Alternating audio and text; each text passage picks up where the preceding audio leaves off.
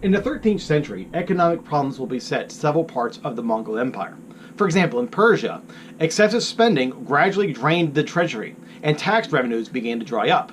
The Ilkhans tried to resolve these difficulties by introducing paper money, but merchants closed their shops rather than accept the currency, and commerce grinds to a halt. Paper money was also designed to allow hard currency to be reserved for the government coffers. Nevertheless, after the death of Ilkhan Ghazan in 1304, the dynasty goes into steep decline. When the last Mongol ruler of Persia dies without an heir in 1335, the Ilkhanate collapses.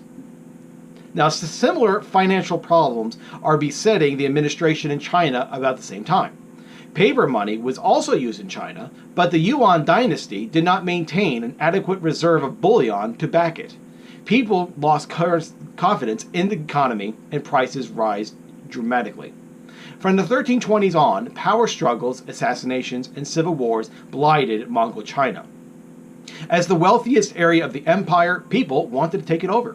Bubonic plagues actually threatened the population in the 1330s, killing half of those exposed. The depopulation exacerbated the Chinese difficulties within its economy and its society.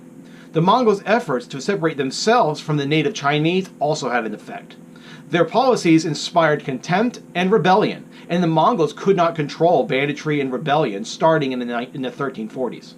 In the midst of this chaos, a national rebellion broke out in the south in 1352, led by a young Buddhist ruler named Hongwu.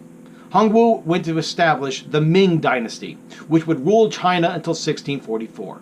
In 1368, Hongwu's forces captured the Yuan capital, and the Mongols departed China for good.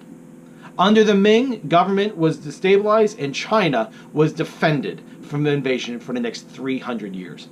Now, the collapse of the Mongol Empire does not mean the end of the Mongol threat. They remained a threat in China until the 1700s.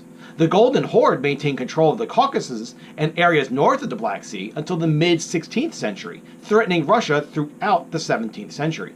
Joseph Stalin removed the last of the Mongols from Crimea in the 20th century. So for the early days of their empire, the Mongols prized commercial and trade relationships with neighboring economies, and they continued this policy during cycles of expansion and consolidation that followed. The well-traveled and well-maintained roads through the empire linked lands from the Mediterranean basin all the way to China. It is indisputable that during the century-long Pax Mongolica, East and West Eurasia were closer than ever before. This was attributable to the encouragement of travel and communication by Mongol rulers, who established a courier network across Eurasia and maintained diplomatic relationships amongst themselves and with the rulers of other states.